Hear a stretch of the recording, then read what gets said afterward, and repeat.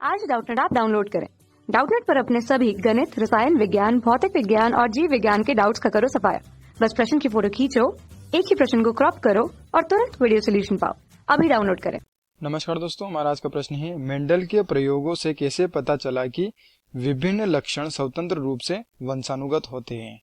ठीक है, तो हमें प्रश्न में पूछा गया है कि मेंडल के प्रयोग से कैसे पता चला, किस प्रकार से पता चला कि जो विभिन्न लक्षण है वह स्वतंत्र रूप से वंशानुगत होते हैं। तो दोस्तों, वैज्ञानिक ग्रेगर जॉन मेंडल ने वैज्ञानिक ग्रेगर जॉन मेंडल ने मटर के पौधे पर प्रयोग किया। अब बात करते हैं कि वैज्ञानिक मेंडल ने मटर का पौधा ही क्यों चुना अपने प्रयोग के लिए। क्योंकि दोस्तों, जो मटर का पौधा होता है यह एक वर्षीय होता है। क्या होता है? यह मटर का पौधा एक वर्षीय होता है और इसका जो जीवन काल होता है वह लगभग 2 से 3 माह तक का होता है। कितना होता है? 2 से 3 माह तक का होता है। यानी कि इसका जो जीवन काल होता है वह कम होता है, जिसके कारण हम कम समय में अधिक अध्ययन कर सकते हैं। ठीक है, क्योंकि इसका जीवन काल कम होता है। तो इसके अतिरिक्त और भी कई कारण थे जिसके कारण वैज्ञानिक मेंडल ने मटर के पौधे को चुना अपने प्रयोग के लिए और इन्होंने 7 गुणों को उजागर किया।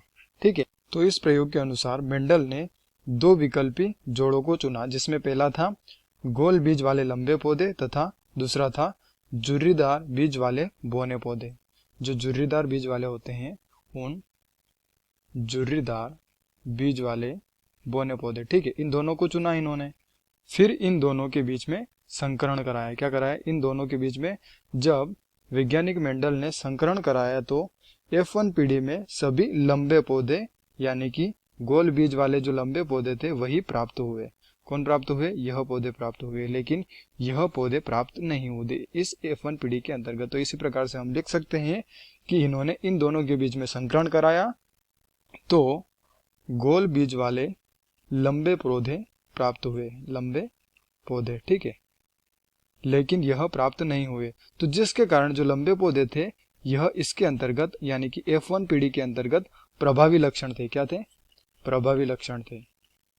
प्रभावी लक्षण थे यह लंबे पौधे तथा जो झुर्रीदार बीज वाले बौने पौधे थे वह इसके अंतर्गत F1 पीढ़ी के अंतर्गत अप्रभावी लक्षण थे। क्योंकि दोस्तों यह नहीं दिखाई देते, जिसके कारण यह अप्रभावी, और जो दिखाई देते हैं वह प्रभावी लक्षण थे। और F1 पीढ़ी के पौधे का स्वपरागण कराने पर 4 प्रकार के पौधे इन्होंने प्राप्त किया। यह जो F1 पीढ़ी के यह जो लंबे पौधे इन्होंने प्राप्त किए, इस पे फिर क्या किया इन्होंने? स्वपरागण किया। हम लिख लेते हैं कि स्वपरागण। अब देखते हैं दोस्तों कि स्वपरागण क्या होता है। कि इसमें क्या होता है कि जो पुष्प के परागकोश होते हैं, जो कि नर जनन अंग के अंतर्गत होता है, उस परागकोश के जो परागकण होते हैं वह उसी पुष्प के वर्तिकाग्र पर गिरते हैं। ठीक है, तो उसी पुष्प के वर्तिकाग्र पर गिरेंगे तो उसके बाद क्या हुआ कि इन्होंने 4 प्रकार के पौधे प्राप्त किए। कितने प्रकार के? 4 प्रकार के पौधे प्राप्त किए। और इसका जो अनुपात था 9:3:3:1 प्राप्त हुआ। यानी कि 4 प्रकार के पौधे प्राप्त हुए जिनका अनुपात यह था। अब देखते हैं कि जो 9 पौधे प्राप्त किए इन्होंने 9 पौधे गोल बीज वाले लंबे पौधे प्राप्त किए। ठीक है, जो गोल बीज वाले लंबे पौधे थे वह लंबे पौधे प्राप्त किए। इसके अनुसार अगर हम देखें कि जो 3 पौधे प्राप्त किए वह कौन से प्राप्त किए, तो जो 3 पौधे प्राप्त किए वह गोल बीज वाले बौने पौधे थे। इसके अतिरिक्त जो वापस से 3 पौधे प्राप्त किए थे वह 3 पौधे थे झुर्रीदार बीज वाले लंबे पौधे। और इसी प्रकार से जो एक पौधा था वह एक पौधा जो कि इसके अंतर्गत अगर हम बात करें कि बोना पौधा, झुर्रीदार बीज वाला बोना पौधा जो था F1 पीढ़ी के अंतर्गत अप्रभावी था, लेकिन जो F2 पीढ़ी के अंतर्गत क्या हुआ? वह प्रभावी था, यानी कि अपने लक्षण शो करने लगा। तो जो यह पौधा था झुर्रीदार बीज वाला बोना पौधा, यह बोना पौधा अपने लक्षण शो करने लगता है।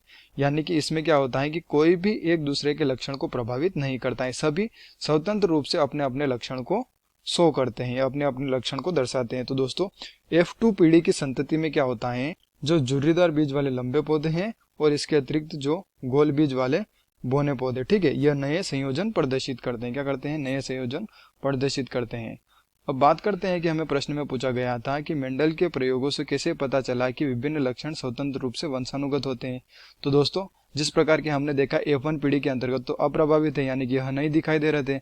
लेकिन F2 पीढ़ी के अंतर्गत क्या हुआ कि यह झुर्रीदार बीज वाले जो बौने पौधे हैं यह भी अपना लक्षण शो करने लगा। यानी कि इसमें क्या होता है कि कोई भी लक्षण एक दूसरे को प्रभावित नहीं करता है। जो लक्षण होते हैं वह लक्षण वंशानुगत होते हैं, वह लक्षण स्वतंत्र होते हैं। ठीक है, तो इसी प्रकार से हम कह सकते हैं कि मेंडल के प्रयोगों से पता चलता है कि जो विभिन्न प्रकार के लक्षण थे, अलग अलग लक्षण थे, वह अलग अलग लक्षण स्वतंत्र रूप से वंशानुगत होते हैं। तो धन्यवाद दोस्तों, आशा करता हूँ आपको यह उत्तर जरूर समझ में आया होगा। कक्षा 6 से 12वीं से लेकर नीट, IIT, JEE वो एडवांस के लेवल तक 1 करोड़ से ज्यादा छात्रों का भरोसा। आज ही डाउनलोड करें डाउटनेट ऐप या व्हाट्सएप करें अपने सारे डाउट्स 8400 400 400 पर।